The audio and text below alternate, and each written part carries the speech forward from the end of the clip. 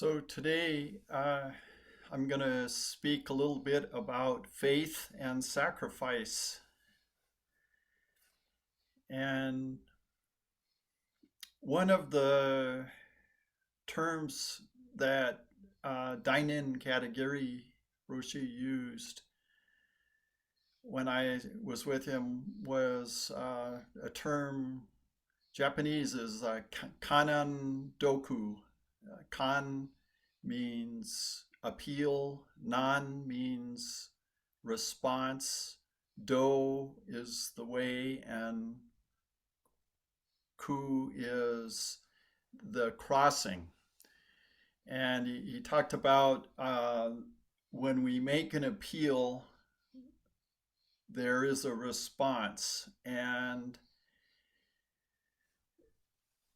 it's different than just like wishing for something. It's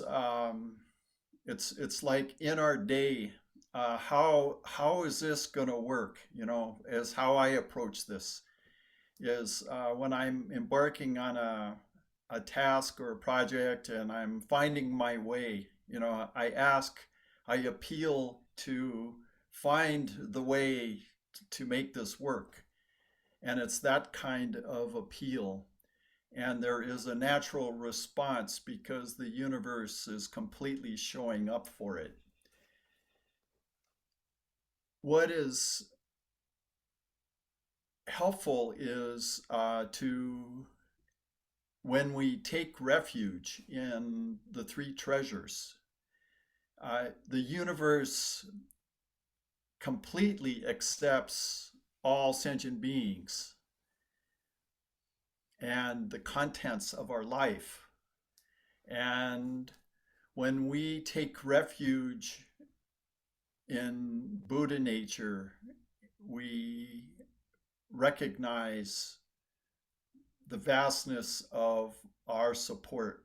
When we take refuge in the Dharma, we recognize the interconnectedness of our existence.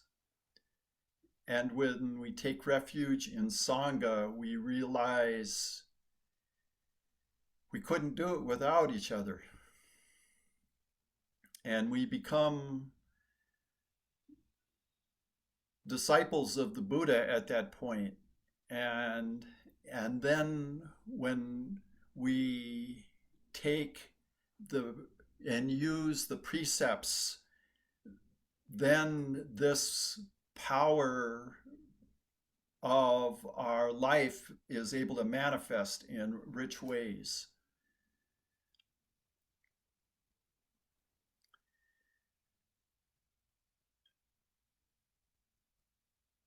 When we ask our life and ask this universe, how do I find my way? Which way do I go? How do I accept what's coming next? How do I meet this life and what it's presenting me? This humble appeal is founded in the deep recognition that the universe supports every aspect of this life.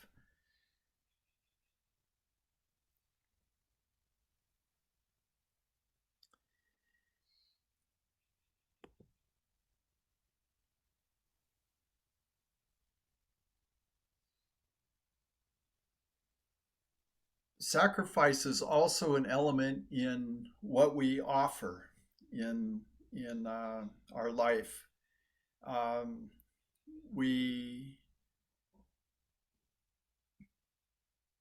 Whether it's sacrifice of giving up a desired object or making offerings of giving to those in need,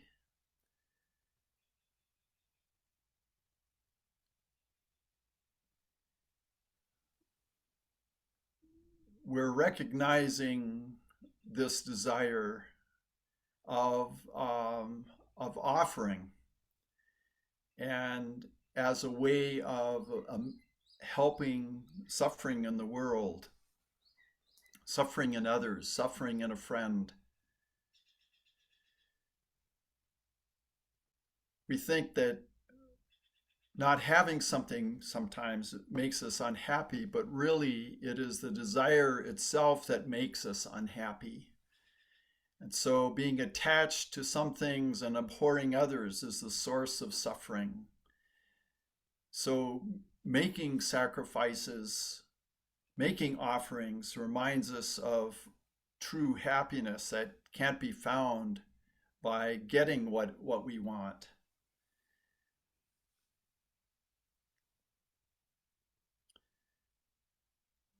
There, in the Bhagavad Gita, there's mentioned um,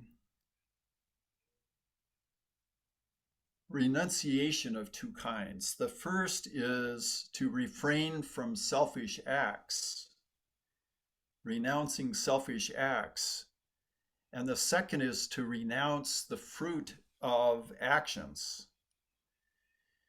So in this sacrifice of making offerings to others, the second aspect here of renouncing the fruit of action, not expecting merit or a response from an offering, from a sacrifice, is an important element in this as well. Self-sacrifice, giving, and self-discipline should not be renounced, for they purify. Yet even these should be performed without desire for selfish rewards.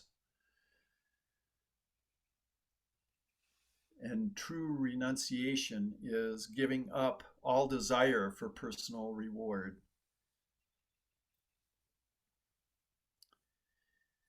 So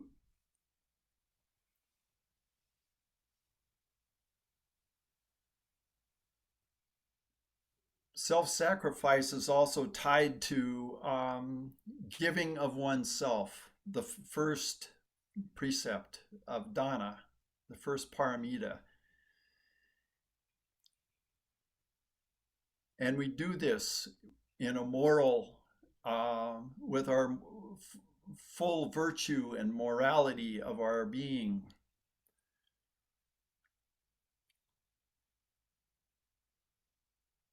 So how does this self-sacrifice, and what is self-sacrifice, and what are the limits of self to sacrifice, and what are the limits of time and material and effort?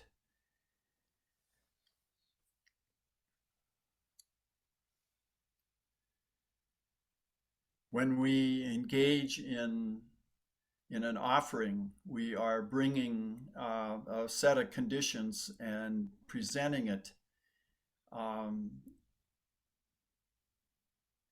bringing it to the next place where it can manifest and be useful.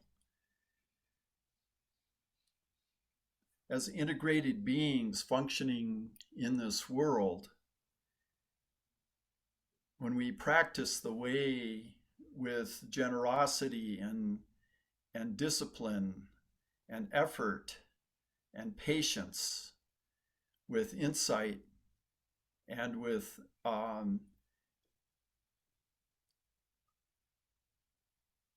contemplation as well, what we offer, what is at our disposal, is bountiful in helping to take care of this moment.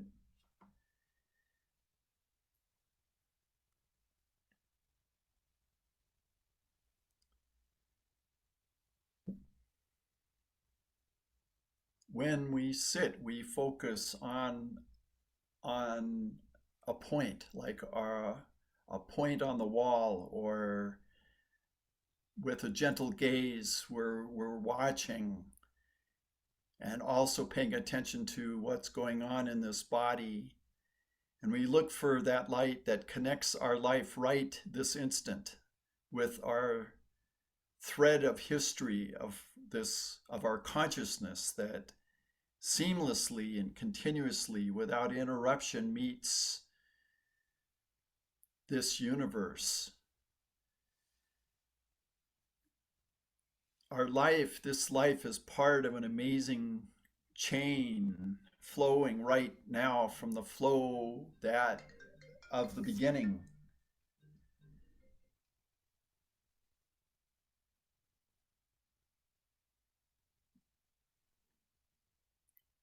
This is our portal of existence, this not knowing uh, we embrace, and yet this universe embraces all of it. So all of us of every creed and with every affliction, where we must come to understand these living paramitas. We breathe life into all that we have with the momentum of our life force within that seamlessly flows in the three times.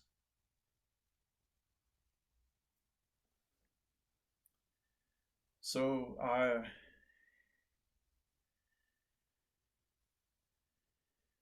part for me of sacrifice and making offerings is there are times where it's hard to know what the proper offering is. And that's where making this appeal, like, what am I going to offer? What am I going to do? Is somehow it often shows up. And if it's inappropriate, that also shows up.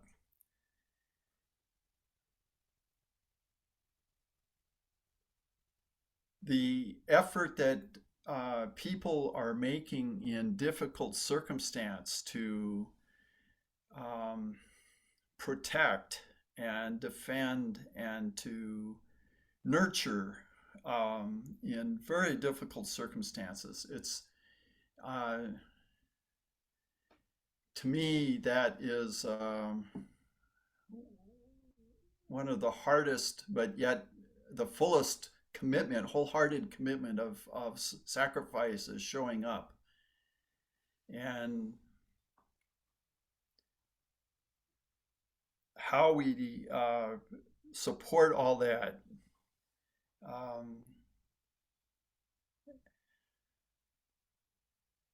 We each have our way.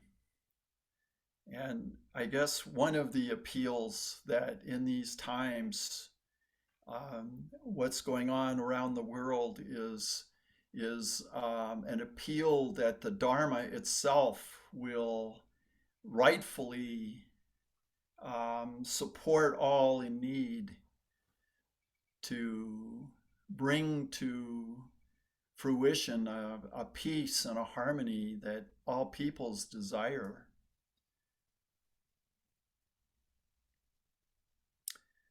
So that's what I have this morning, and I'd like to hear from you.